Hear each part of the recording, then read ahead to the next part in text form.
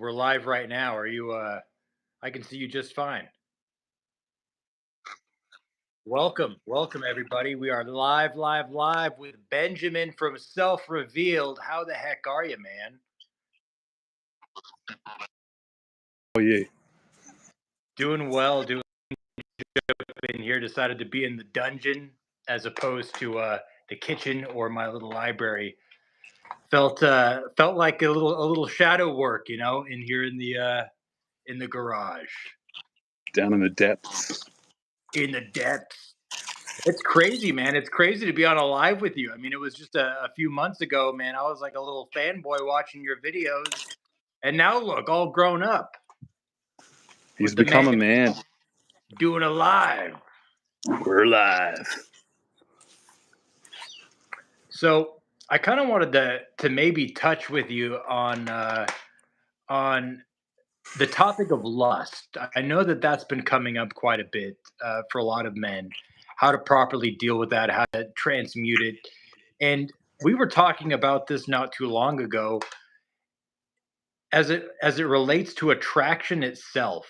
The feeling of lust that you would experience when going up and talking to a woman, is that something that you feel is naturally occurring, or is this something that is learned? Do you think that we're kind of that society has ingrained with us this kind of mindset to attract or to look at women as objects of desire, or do you think that it's more innate within us to approach women with just a general level of attraction that isn't kind of creepy or anything?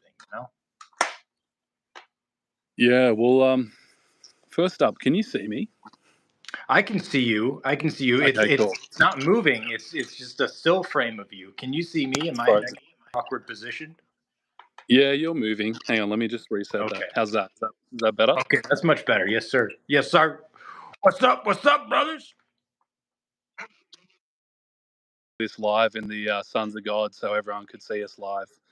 So, so with that done, yeah. So your question was around approaching women and lust. Could you? Yeah. So, like, let's say, okay, let's say you're at a supermarket. Okay, we'll just come up with an example. Let's say you're at a supermarket and let's say you're in the produce section. Okay, and there's an attractive woman that comes across your presence there. She's in your field, your field, so to speak. Um, you don't want to shun that away, right? You don't want to push that away. You don't want to entirely neglect that unless you're fairly early on in your retention journey and you're primarily focusing on retention. But after a while, you want to, let's say, maybe get a little more comfortable with talking to or being around the opposite sex. Okay, not necessarily in lustful way, like where you're stuck in your head, but is there a way to experience attraction towards a woman without it being entirely centered around lust? Yeah. So when I started this journey of retention, practicing God mode, right, which is essentially letting go of all the lustful thoughts, all the fantasies. I thought that I had to just cut women out altogether for a while. I had to just stop looking at women. I had to stop being around women for a while. And I think if you're coming off addiction, that's really important to begin with. You've got to sort of reset your nervous system, reset your brain. You've got to cut off all those old cords of attachment where you were just using women purely as pleasure objects and you were just releasing, going to the corn, and you were just a slave to that cycle. So initially, I think a lot of men need to do that. They just need to cut them out. They just need to stop staring at women, bro. Just when you go to the gym, just don't look at them anymore for a while. Give yourself 30 days, 60 days. That gives you time to reset, to come back to center. Okay, so once you've done that and you're starting to build up a streak, you haven't released in a while, you haven't released in a month or two. Now you're in a different place. Now you're not sucking that energy from others. You're not looking to take energy from others. You're not looking to take something from a woman so you can feel better about yourself. Now you've actually got an abundance of energy. all right, 30 days, 60 days in, you're starting to radiate more energy. And so when you talk to people, you're actually able to hold eye contact. Do you know how big that is just for the average person off the street to just be able to hold eye contact? That's like maybe 1% of people can do that. But if you've been on retention for 60 days, you're going to be able to do that. Now, the next step is ultimately retention is leading you on a path of finding a wife, finding a high quality woman. It shouldn't be about just so that you can get more notches on your belt, but maybe it is for you, and that's okay if that's how it starts, right? That's how it started for me. I was retaining so I could get more women, and it worked. I was able to have sex with a lot of women like I couldn't in the past, and that was great for a season. But it got to a point where I realized I wanted to have something deeper. I wanted to actually have intimacy with a woman. I wanted to actually have an ongoing deep connection with a woman. And that's where you've got to start stepping things up. Is my audio coming through clear? I just want to make sure. All right, sweet. So you get to this point in your retaining journey where you feel that urge to go and start approaching women. And what a lot of men don't realize is that that lust energy that starts to come through, you've got to allow that to flow through you. This is the big distinction. Instead of trying to shut it down, which is what most men do, they try and shut down their lust because it's overwhelming, because they're afraid of that energy in their body. You can't control that energy very easily when it starts to come on. You'll notice your heart rate starts to increase. You might start to shake a little bit because the energy is so strong. You might start to like question your words, what you're saying. You might start to get self conscious. And all of this is happening because the energy is building up in your body. But what you got to do is you've got to learn to let it flow through you. Let the energy flow through you, right? Allow it to allow it to take over in a certain sense. Allow it to circulate in your body. This is where we've been taught these double standards as men. We're taught that it's not okay to be sexually aroused. It's not okay to feel attracted. It's not okay to show your sexual attraction in public. But what I'm saying is we need to learn to accept this energy. Learn to allow the energy to flow through us. Learn to allow the energy. It's like surfing. We're learning to surf the energy. So we're not shutting it down and going into our heads and trying to think about what to say and trying to, think about what she looks like naked, because that's screwing us over. That's that's what causes us to be awkward and weird and creepy as a dude, approaching a woman when we get into our head. We've actually just got to relax. We've got to breathe, allow that energy to flow through us. And paradoxically, that is what will create a huge attraction in the woman when we approach her, when we're just letting that energy flow through, when we're just being natural with the energy, not being ashamed of it, not trying to suppress it, just letting it flow through us.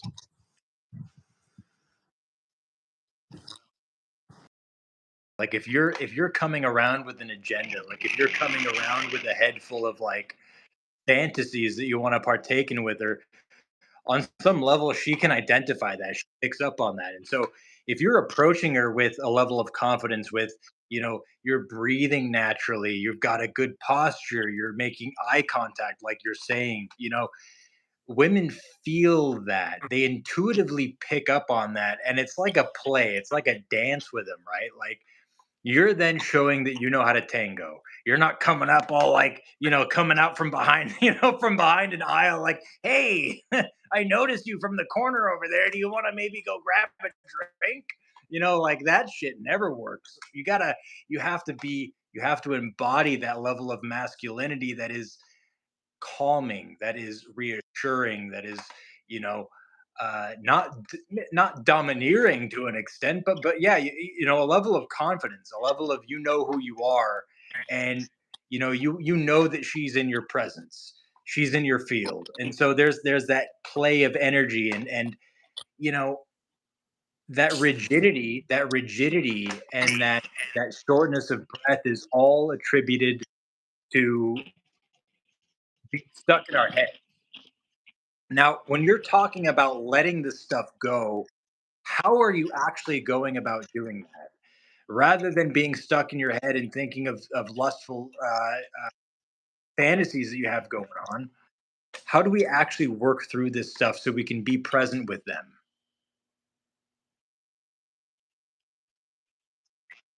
Yeah,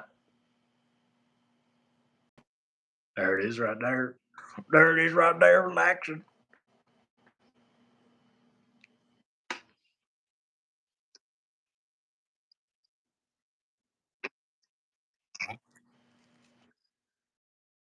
Anyway, when I see an attractive woman and I start to feel that like rush of excitement, I the old me tried to control it. Like, oh, don't get too excited. Keep it cool. You know what I mean? Keep it cool. Like, shut it down. But what we need to do is start to welcome that intense energy, just like welcoming it. Because this is how energy works. It builds up and it builds up and it builds up and has a peak and then it goes down. It starts to level and stabilize. And what most dudes are trying to do is they're trying to prevent that energy from getting too intense. They're trying to keep that they're trying to stay cool. They're trying to keep that energy like pushing it down, pushing down that lust, suppressing that lust. But what we got to start realizing is, no, like welcome that energy up, welcome it, breathe in, feel that, feel that intense magnetic attraction to her. Now, I'm not saying like then just go run at her, but feel it. Let that lust energy course through your veins, circulate, feel that power. And guess what? She's going to be so attracted to that. She's like, wow, there's a man who's full of power. There's a man who's comfortable with his own power. There's a man who's comfortable with being attracted to a smoking hot woman. You see the difference there? And then it really doesn't matter what you say.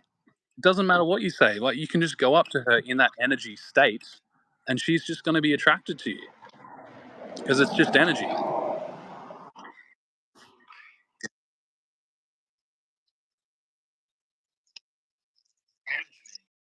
That attraction, like you're not really speaking anything. You're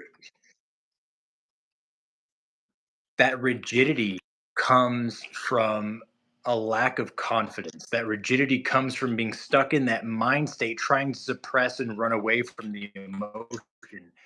When the only way to really beat this is to go through it, right? To go through that resistance by fully embracing the feeling of the presence of the woman, of being there in the moment.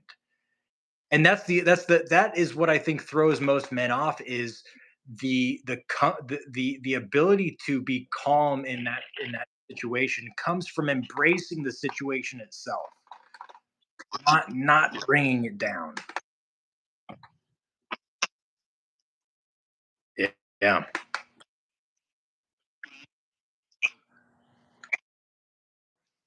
I was afraid of being too much, of scaring her off. And because of that, I tried to play it cool. I tried to act like all chill and all calm. When inside, I was like freaking out because that energy is so strong. But I just never learned how to handle that energy. I never learned how to show up in that energy and just be okay with it. It doesn't mean you have to like say all this weird shit to her and like do all this weird stuff. But you just have to welcome and accept that intense energy that can be so strong sometimes it feels like you're going to fall to pieces, like the energy can become overwhelming, but it's learning how to wield that energy. It's like, if you're becoming a master swordsman, it's learning how to handle that huge sword. It's learning how to be comfortable with that deadly weapon. And you only do that by just using it, by practicing with it, by practicing being in that intense energy more often instead of running away from it, pushing it down, hiding from it, pretending that it's not there.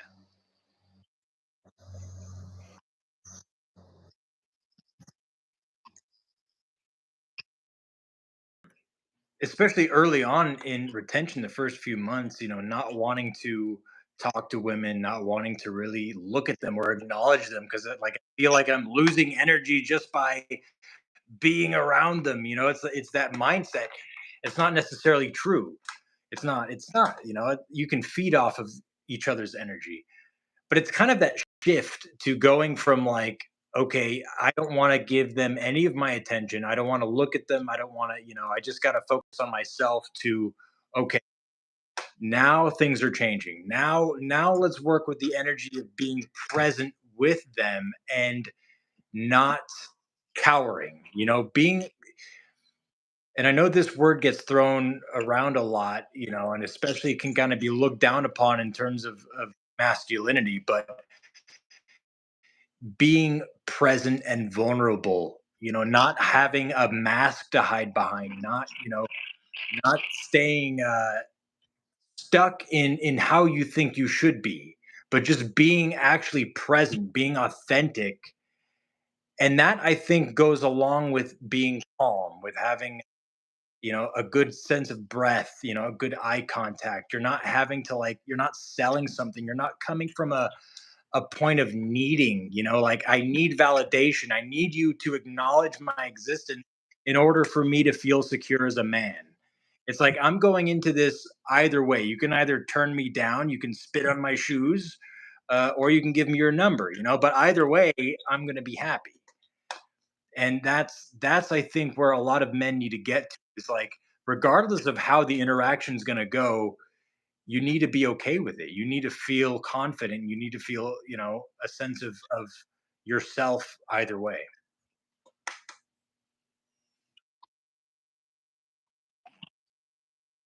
I think what it comes down to. We need to be okay with the fact that we're powerful. We need to be okay with the fact that maybe that's going to intimidate women sometimes. And some women won't be able to handle it. But some women are going to be extremely turned on by it. And just because, you intimidate some people because you're standing in your full power, it doesn't mean you shouldn't stand in your full power. It actually means you're on the right track. And can you accept yourself in your fullest version, in your most intense version? Because what good is it if you go around like dimming your light, trying to get people to like you, and everyone likes you, but you're a shell of a man? That doesn't do anyone any good. We've got to be okay with the fact that as men, we're scary. Like we're intense, we're powerful, we're not politically correct. Sometimes you're going to feel uncomfortable around us. Hey, we're men. We come from the wild. We're dirty. We hunt things. We kill things. Like that's our DNA. That's our biology. We want to have sex. We want to breed. That's what a man does biologically. He breeds. He has sex. He finds attractive women, and he wants to pass on his seed. So it's like it's just coming. It's doing that shadow work of coming back to the fact that it's okay to be wild. It's okay to be intense. It's okay to be powerful.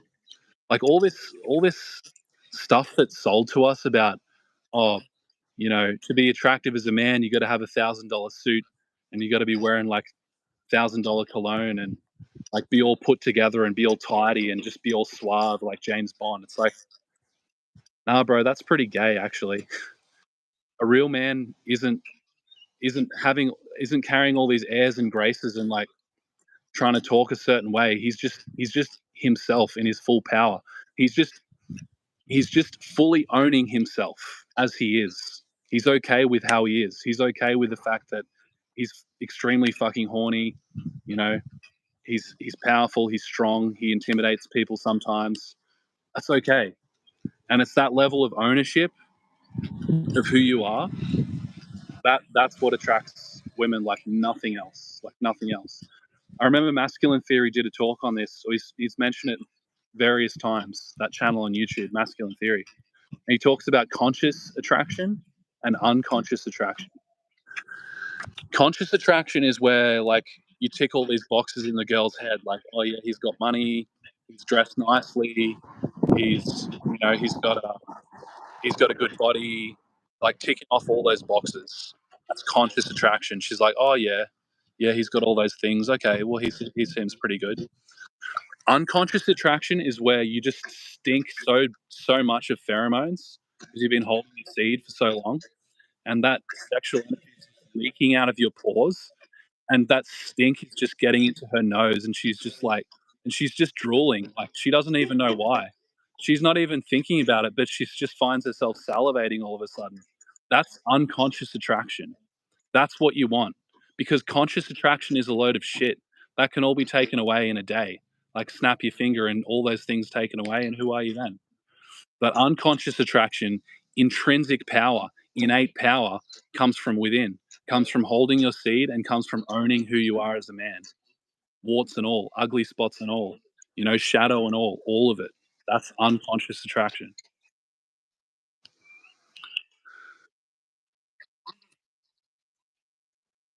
You're jamming out with some music that's just, I mean, it's rocking, man. Like you're feeling on the mountain, on the top of the mountain.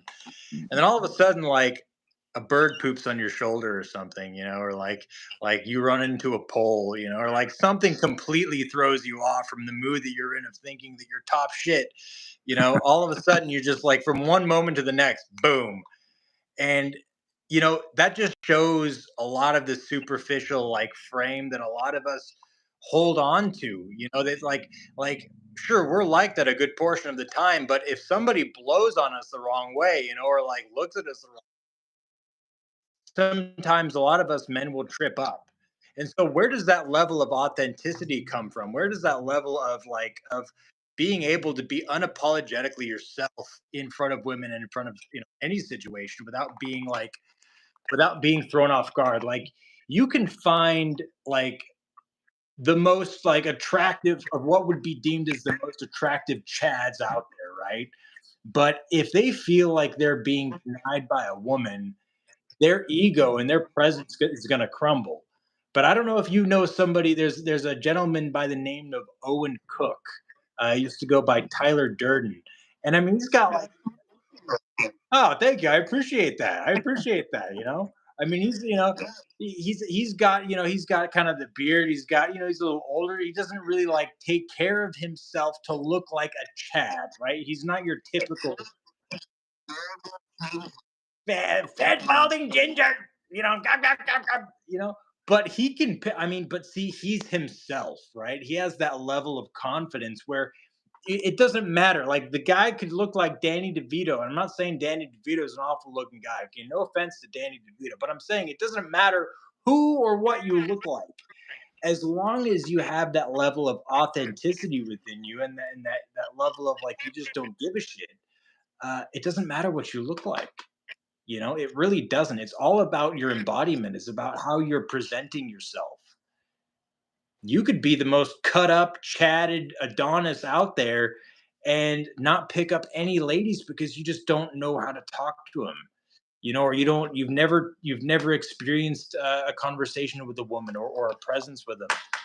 And so, like, I think just that kind of stereotypical mentality of like, well, if you look a certain way, you're automatically going to get women. That's bullshit because I don't think most women really care about that shit. Yeah. It's your level of ownership. I was talking to David about this the other day, and yeah, we had a really cool conversation. He was talking about how you see all these nerds, right? You see these nerdy dudes pulling like smoking hot babes, and it's like, Yeah. how is that possible? But then you Yeah. realize that these guys, they fully own the fact that they're nerds. They just embrace it, and they're kind of like the alphas of the nerds. So they're still super nerdy dudes, but they're Yeah. not ashamed of that.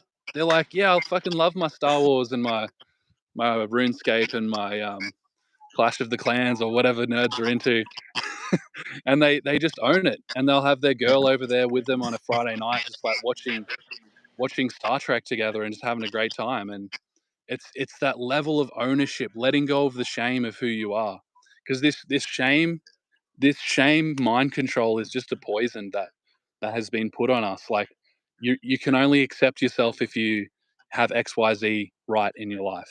It's drilled into us from a young age.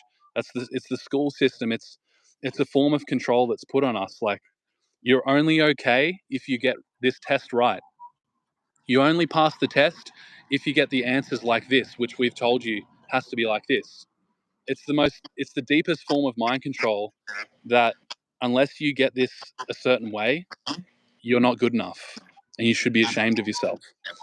Even how we're taught in school from day one, think about the vowels, going back to the spells in language. We're taught A-E-I-O-U. It's drilled into us. A-E-I-O-U. So we're drilling kids with this information. They actually owe something to something external to themselves. It's in our religion. We're sinners by birth. We're born in sin. So by default, we're not good enough. When actually the opposite is true. By default, we are everything we need. We are complete. We are whole. That's our default position. You look at a baby, like I've got a newborn now, and I look at him and I just think he's perfect. It's that cliche that all parents look at their baby and they're like, he's perfect. She's perfect just the way she is. Like, he's just a little baby. He doesn't know how to do anything. But when he comes into a room, everyone's happy because he's pure. He's perfect just the way he is. His default position. That's what we've got to realize as men, is coming back, cutting through all this programming bullshit and just realizing we are it by default.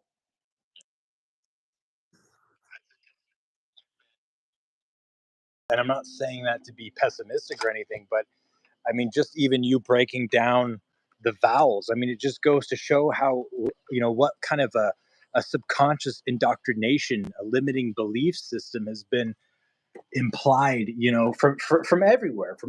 And so, of course, naturally, people are going to feel limited, and that's the key. That's the key, is to break away from this belief set of limitation. Of, okay, well, I remember thinking, when I was younger, like, oh well, there's no way a woman would go out with me if I'm not working out like 6 days a week, right? Or like 7 days a week. It's like she's gonna know, like, right? Like, if I go up and talk to her, she's gonna pull out a piece of paper and say, well, here's my checklist here. And it says here that my man needs to be working out 7 days a week. Are you in fact doing that? Because if not, then don't waste my time. It's like a lot of these, like, really, like, I'll just say, like, kind of weird limitations that we put on ourselves to prevent us from being authentic and actually, like, going and taking a chance. That's the thing, is like taking a risk, like actually, like, going out there, putting your skin on the game and actually doing something, like we both know that it's not the end of the world if you get rejected by women. I've been rejected by several women in my life. It's okay. You're still standing. Still a lot of wins in my life too. But in order to experience those wins, you got to go through some rejections. And it's like, how do you properly digest that rejection? Do you internalize it and think that, like, oh, now you as a person, you are inherently a rejection? Or do you look at the situation and say, okay, well, fine, maybe this situation didn't turn out exactly how I want to. What can I learn from it so that the next time I do this, it might go in my outcome now, and maybe the outcome will go in my favor.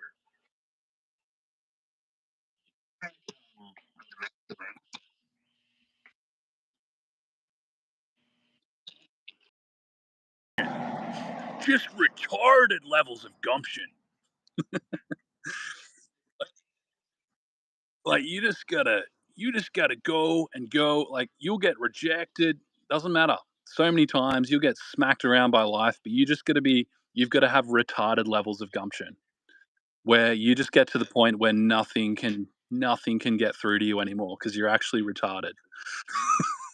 That's when you break through as a man, when you just don't fucking care anymore.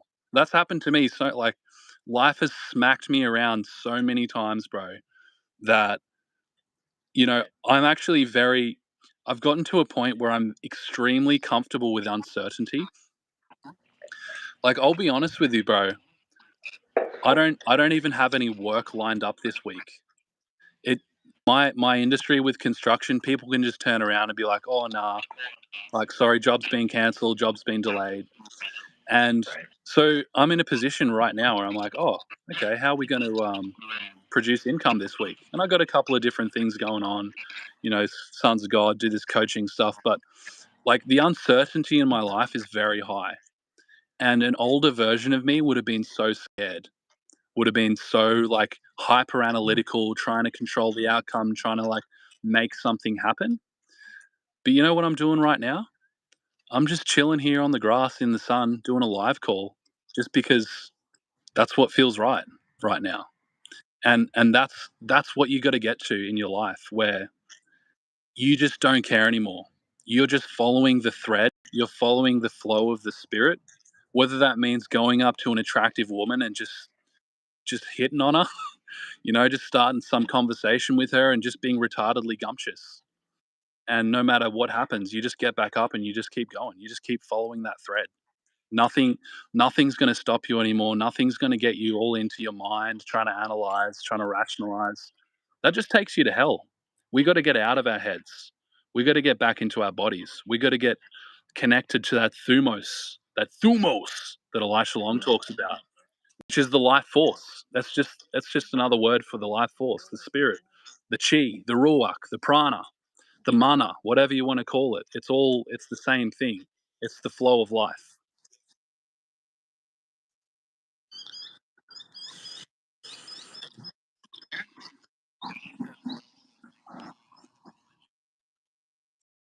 Embracing that authenticity, not really caring what anybody else says about us whenever we go and act. I feel like even the practice of retention goes along those lines because when you start, you don't really know what to expect. You're just kind of like you're saying, you're going along a thread and you just start to accumulate and you start to build up the days. And I think that, whether you call that blind faith, whether you call that just kind of instinct or intuition or just kind of following a thread, so to speak, and that takes balls, for lack of a better term, to actually do something like this, whether it's practicing retention or going over and talking to a woman that might turn you down. Like, you're putting yourself in an uncomfortable situation, a level of vulnerability. And if you can't stay out of your head, like if you're stuck in a level of analyzing and rationalizing, you're just causing yourself pain. If you start to really count the days, or if you start to think of, like, all of the energy that's being accumulated, like if you're just focusing on that, you're going to lose it. Like, you just got to act, you got to start doing, you have to start creating momentum with that stuff. I noticed that a lot of the one of the big issues that have been coming up for me, and I know a lot of the other guys in terms of retention, is what to do with this accumulated energy. And, well, I mean, one of the things, maybe not this exact thing, but one of the things would be to do is to put yourself in uncomfortable and vulnerable situations.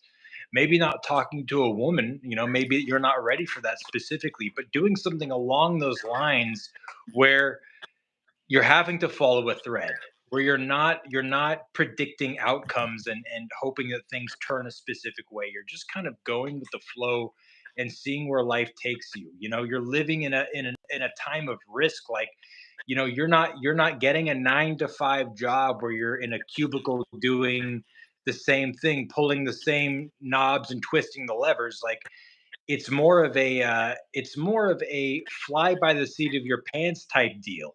And although those things seem to be scary many times, those are typically the most fruitful because there's a level of confidence behind that will actually propel you towards being successful. Yeah, that's it. It's like this story Alan Watts tells about this man who goes on a transatlantic journey, and he just knows that he has to leave, right? So he gets to the beach, about to go across the water, and he finds this balsa wood. So he straps it together with these vines, and he's made himself a little raft. And then he pushes the raft out into the water. The raft is floating away in the water. He's on there, and over time, over the next couple of days, the balsa wood starts to swell with the water. And as it swells, the vines he straps it together with, it bites into the balsa wood, straps it together even tighter. So when the wind and the waves kind of blow around, his raft isn't destroyed. It's even stronger than when he started. And then every morning he wakes up and he finds all these fish. These flying fish have just flopped up onto the deck, and there's his breakfast. And he just cruises and he just goes, he like travels from island to island like that, and he just travels this huge distance completely by the seat of his pants. And see, this is something that women are biologically not designed to do.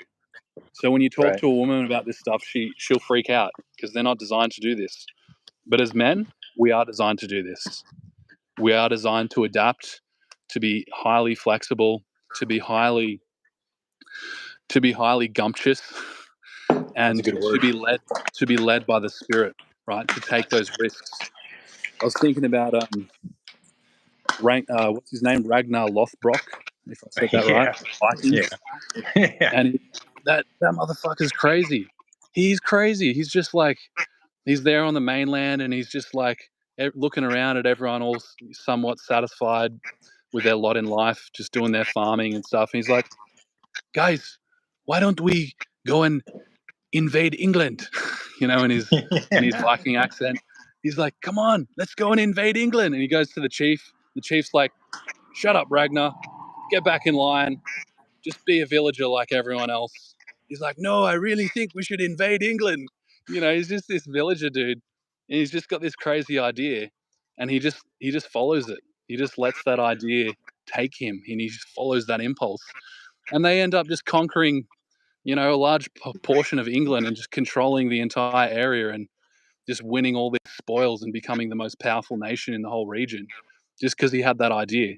So as men, we need to allow ourselves to just follow those deep impulses and not think about it. Just follow that deep instinct. And that's what I'm doing with Sons of God. It's just an instinct. I don't really know Yeah. exactly where it's going to go, but I'm just following the instinct.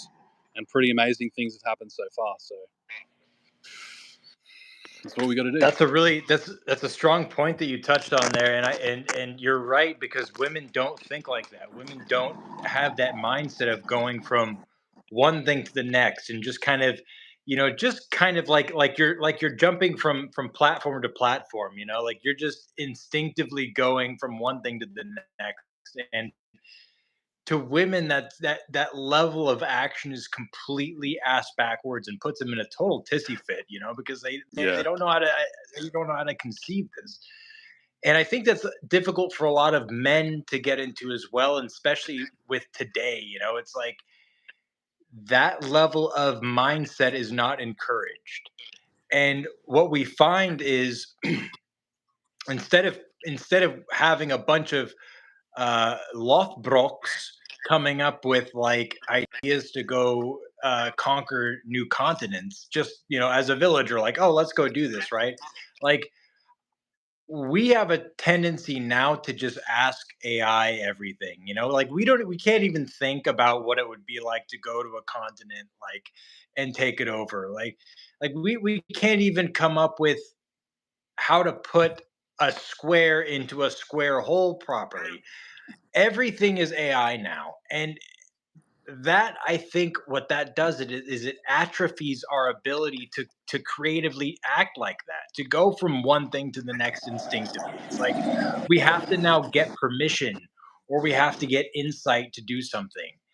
And even though it's not necessarily ingrained in society to a strong degree yet, it's only going in that direction. So I don't think that in the future, most men, and I use that term, like, I don't want to put everybody in the camp here, but I just don't see a future unless there's an active shift where people are going to have that level of thinking, of actually being able to go to follow that trail of just one thing to the next, instinctively, and just following that path. Like, it's always now, you know well, do I is this the right thing? Should I even be doing this? I don't there's always doubt, there's always, some level of a limitation that's there to keep men from wanting to actually start something. Yeah, society is becoming highly pussified. That's yeah, It's pussified. it's uh it's pretty sad, It is. you know. Like the things we do in the name of safety now Right. is beyond the point of absurdity. But I guess that just leaves more opportunity for the true kings to rise up. You know, I one of my favorite movies, Braveheart. It's an amazing film, Yeah. and Yeah. again, it's the same. It's the same archetype. It's just this dude whose parents were killed by the English. When he was a kid, he walks into a barn and sees his father hanging by the neck, along with all these other Scottish nobles, because the English lords want to invade and take over Scotland. And so he just grows up, this simple kid from Highlands of Scotland, and then one day he just decides he's had enough. Like he marries a woman, he marries this woman, and then he does it in secret so that the English can't rape her, because that was their custom, to rape the wives on the night of their wedding, so they could like humiliate the Scottish. And so he marries her in secret, and then anyway, this English guy tries to rape her anyway, and so he kills all of the English soldiers who are there and the Lord, and then he's just a guerrilla warrior, and so he does what all the Scottish lords were unable to do, which is resist the English. And he raises up a small band of warriors, just like King David in the Bible, who was an outcast from Israel. He was chased out of Israel by King Saul, who was just a coward, trying to gain as much power as he could. He wasn't truly anointed by God. He fell out of favor with God because he didn't follow the flow. He didn't trust the thread. He didn't go with the Spirit. He went with his head. And so Yes. Yes. just like King David, who ran out into the wilderness and amassed a band of warriors who were all basically retarded guys. They were just a bunch of Yeah. retarded, rejected guys. They were like petty criminals and just guys who couldn't fit into society, and they became his warriors, and that's how he resisted all of these invading armies, and he became this powerful force. Same thing with William Wallace. He was resisting all of the English lords. He became more and more popular because more and more people were like, oh, hang on, we can stand up, we can fight back, we are powerful, we are not victims just because we've been told we're victims. We can be men, we can fight for what we care about, we can fight for the truth. And he became more and more powerful. And eventually, all of the Scottish lords were like trying to kill him because he was upsetting their Yeah. relations with the English. And then the guy who was rightfully the Scottish king, wanted to join William, but he couldn't because he was too much of a coward. He actually saw William as more of a king than he was. The king, the chosen king, was actually a complete weakling and a coward, just like the story with David and Saul. The true king was the man who stepped out and followed the flow of the Spirit, and now we remember him and talk about him today. So as society encroaches more and more on our testosterone, trying to snatch it away from us, trying to snatch away our balls, it just leaves more opportunity for us to stand up and be fucking kings. That's it. There's contrast there, and you can help other men achieve that, and you can kind of set parameters and do what you can to wake others up. But at the end of the day, you can't make horses drink water. You can just lead them to the water. You can't make them drink. And I what comes to mind for me is the expansion of the frontier in the United States. Everybody coming from the East Coast and then going through and settling on the West Coast. And you had the Donner Party. You had all these different levels of you know expansion across that coast. And just the change and just the trials and the tribulations that people had to go through from like just exploring terrain and not having home to go to. It's like, you're just traveling. And now that everything's kind of been settled, right? There isn't really like everyone's kind of settled in, there's no real hunt, there's no real like conquest. Like if we want to eat something, we just go in a drive-through line and give them some dollar bills and they give us like a product. Or there's such a disconnect from us and our food, or like us and essentially everything else, that if you want to wake up out of this, like if you want to actually get out of the matrix, as everyone calls it, the biggest thing that you've touched on, and I think that this is entirely accurate, is you got to get in nature. You got to get in nature. You have to put yourself into an uncomfortable situation to really get yourself centered, to get that feeling of, oh shit, I can actually survive in an uncomfortable situation. Go out in the middle of the wilderness for 24 hours without your phone. Can you go an hour without your phone? Probably not. It was hard for me to do that because we're so tied in with this stuff. And if we can encourage one another to actually just go outside in the trees, like where you are right now, and not where I am in the middle of a garage, but actually out where you are in nature, and go around a tree and be around something permanent like that, that's going to help kind of quicken that snap back into reality, where you see that direct contrast between what it's like to be in modern society, which isn't always a bad thing. I mean, it's great. Like we're using it right now to connect. You're in Australia, I'm in Kentucky. There's no other time in human history that we know of where we'd actually be able to communicate like this. It's absolutely incredible. So I'm not condemning it entirely, but what I'm saying is that the level of convenience that this brings is extremely detrimental to the foundation of masculinity. And if we don't do things like get in nature and enjoy a little discomfort every now and then, we're just going to be a bunch of effeminate weaklings walking around needing our heads patted and our beards rubbed, you know Yeah, needing our beards oiled and combed. needing our beards oiled, Yeah, man. telling us, whispering sweet nothings into our ears. Yeah, we gotta get into nature, Yep. get our food right, you know, and just be more retarded. I think Just be retarded. that's a really that's just a really good approach to life, is just to be more retarded. Because people will just tell you whenever you want to do something of significance, people are going to tell you you're crazy. It's not going to work. Whenever you want to do something, that's actually following the spirit, people are just going to try and pull you back down like a crab in the bucket, just pulling those crabs back down into the bucket, not letting you. Why are you trying? Come on back. Yeah, come on back where it's Yeah. comfy. So, for me, I think a big thing that's helped me a lot is not having friends. I really haven't had many Yeah. friends in my life. I've had a few friends who are like good quality, but on the most part, I really haven't had that many. And that's given me a lot of latitude to really explore different avenues.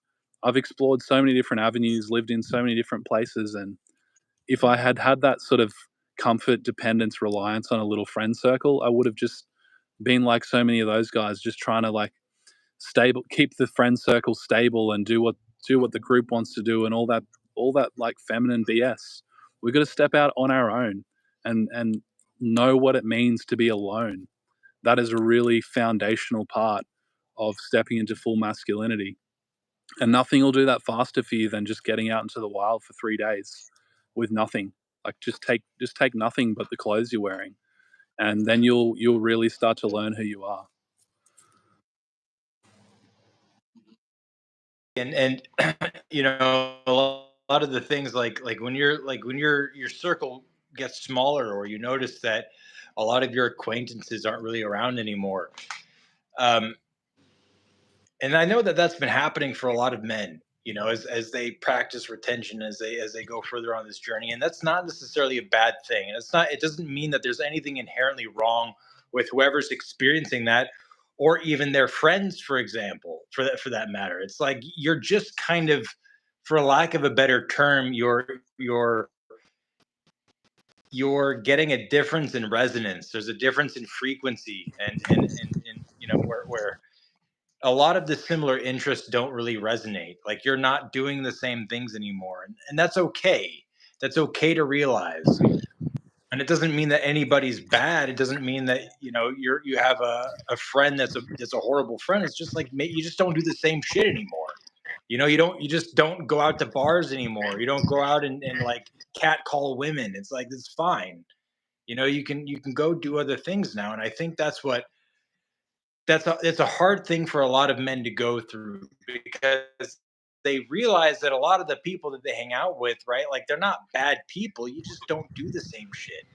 And so if you want to now go out and hug a tree in nature, you want to go out and scrape your knees a little bit out in the wilderness, but your buddies don't want to do that. Don't, like you were saying earlier, don't dim your light. Don't not scrape your knees just to be accepted. Like if you want to go scrape your knees, if that's the kind of shit that's going to help really light a fire under your ass and shine your light brightly, that's what you got to do. And nobody should be able to hold you back from doing that. And I think that's what happens to a lot of us is our friends, and this isn't on them, it's just society. Like a lot of people just want to see us, like you're saying, hold us down, like they want an even playing field. And so if you're starting to like step up, that makes them uncomfortable, because that means that maybe, hey, they got to step up a little bit too. And they're sure as hell not going to step up, so they're going to do everything they can to make sure that you don't step up either.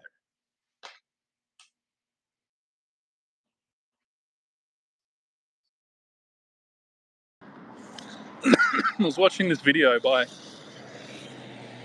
a guy called Rupert Sheldrake.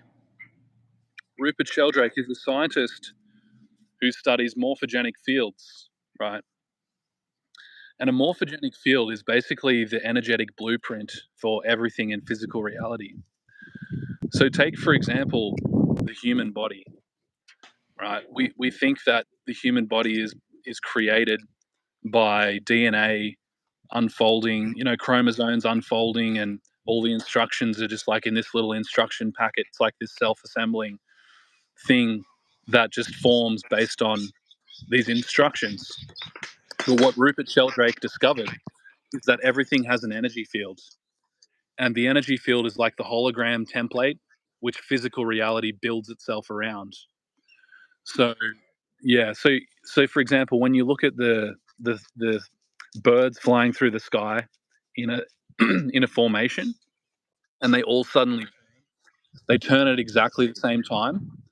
Well, scientists have discovered that they're, they they turn in such perfect synchronicity that it's impossible for them to be doing it based on vision or feeling, like feeling the air currents or anything like that. There's something else going on.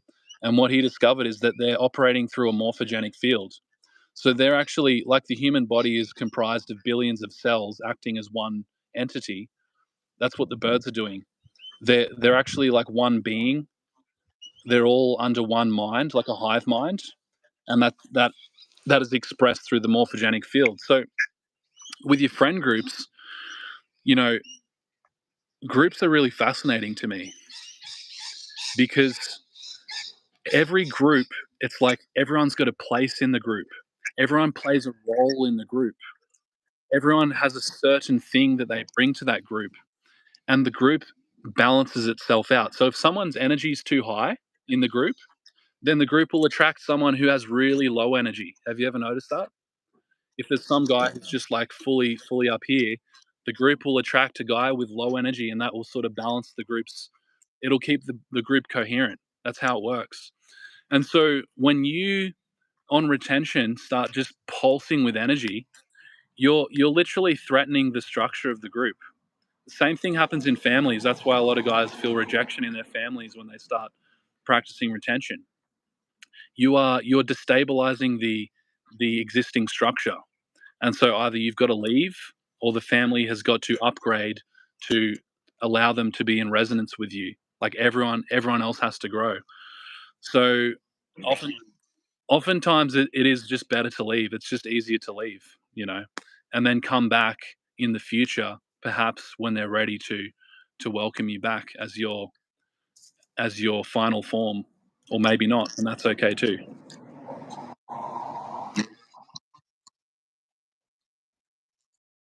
Away, and then you come back a little later fully formed, right, as your fully realized self, and you come back, and yeah, that might even throw things off.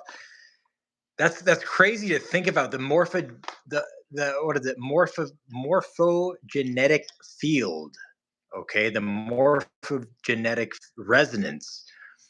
That is something that has always come up to mind too, is seeing that pattern in birds, their ability to shift so quickly without it being a feeling, or a, a sensation. It's almost psychic, it's metaphysical Yeah, to an yeah, extent. And you don't really think of that even when you're in your own circles. Like, all of a sudden you're not clicking with people anymore. Like, you're in a store and you realize that the energy is a lot different now than it was before you were retaining. You're like, well, what the heck's going on? That's this stuff. This is exactly what's happening. And I don't know about you, but have you ever been in a situation where you actually were stuck and the only option was other people raising with you? Like, there wasn't, have you ever been in a situation where you weren't able to pull out? And so the only option was that everybody else was having to raise up with you.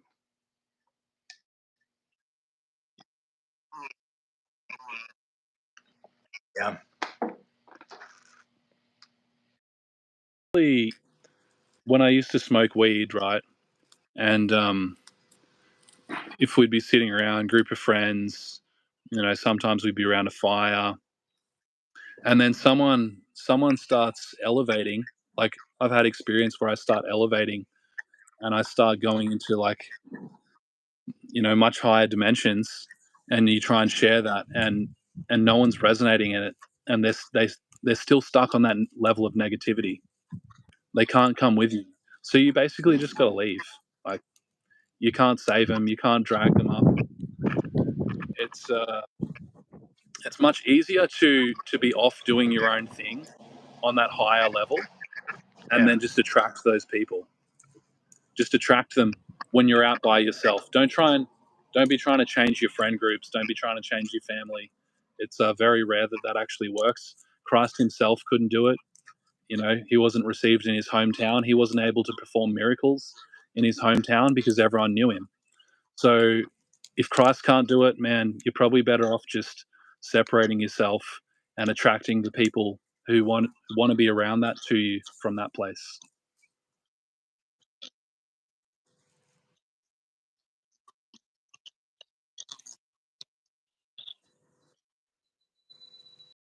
Where it's either you continue to shine your light, or you got to dim your light just to hang around the people that you normally hang around with. That's a really difficult decision for people to come to. And so, obviously, the best choice is to actually step out and try something new. Go ahead and actually shine your light. Don't stay around with the people that are going to hold you back. And it's nothing personal. It's nothing personal. It's just actually getting to a point to where you realize that in order for you to actually be the version of yourself that is most effective, you got to be in a new situation. You got to be in a new environment. You can't be held back. 100%. Well, brother, I gotta go and eat some meat now. Yeah. Hey, man, cook that shit for me, man. Come on, man. You're not gonna Yeah, cook. I'll cook it a little bit. I'll cook it a little bit. Yeah, I've been doing medium rare lately. The the rare all the time, the fully raw all the time can be a bit much. Still getting used to it. But bro, it's been really cool. It's been really powerful. First live video.